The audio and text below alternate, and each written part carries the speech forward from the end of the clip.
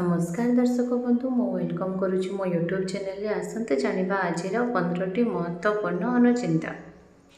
Number 1 द्वार मुहरी कौन असहाय लोक खाली हाथ फेरवा उचित नुहे। निज सामर्थ्य अनुसार तांको साहाय्य करने दरकार। यह द्वारा प्रभुक कृपा मिले बोली मान्यता रही। नंबर 2 वास्तु अनुसार केबी भी फटा एवं मैला होइतिबा कपड़ा पिंधिबा उचित नुहे। यह द्वारा दारिद्रता देखा देता है। तेणु गाधेइबा परे सफा सुतरा कपड़ा पिंधिबा द्वारा शुभ एवं मंगलकारी होइथाए। नंबर 3 गाधुआ घर सबुबले सफा सुतरा रखिबा उचित। केबे भी अलिया आवर्जना करिबा उचित नुहे। यह अमंगलकारी हेबा सहित राहु केतु एवं शनिकर खराब प्रभाव पड़ी थाए एवं सुख समृद्धि कम होइथाए।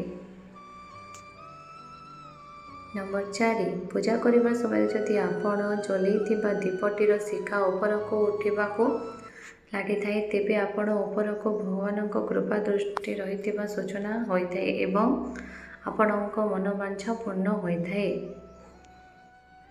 नंबर 5 घरे झाड़ू को खोला स्थान रे रखिबा द्वारा समस्त दृष्टि झाड़ू उपरे पड़ी थाए। अशुभ हेबा सहित धन हानिर कारण होइथाए।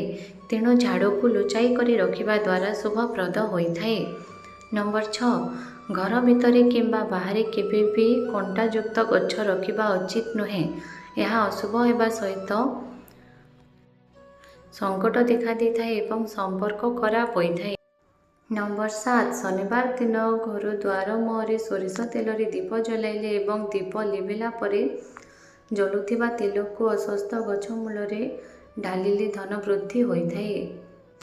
नंबर 8 जदि अमृत बेलारे पश्चिम को मुह करी खोला जगार हाथ आकाश को उठाई लक्ष्मी को स्मरण कले एवं हाथ को मुहरे लगाइले किछि दिन मध्य धन प्राप्त होइथाए।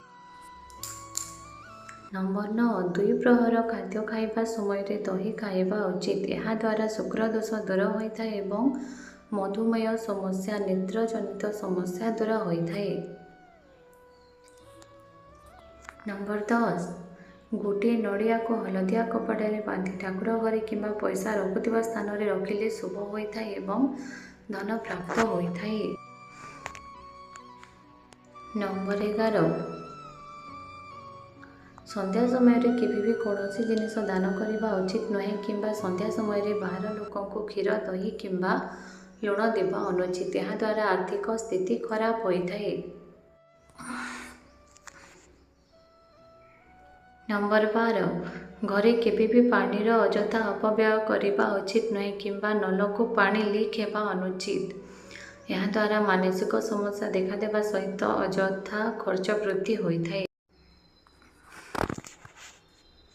नंबर 13 खाद्य खाई सारिबा परे अईठा थाली अधिक समय पर्यंत न धोइबा किंबा थाली रे हाथ धोइबा खराब अभ्यास होइथाए। यह अशुभ हेबा सहित ग्रह मानकर खराब प्रभाव पड़ी थाए।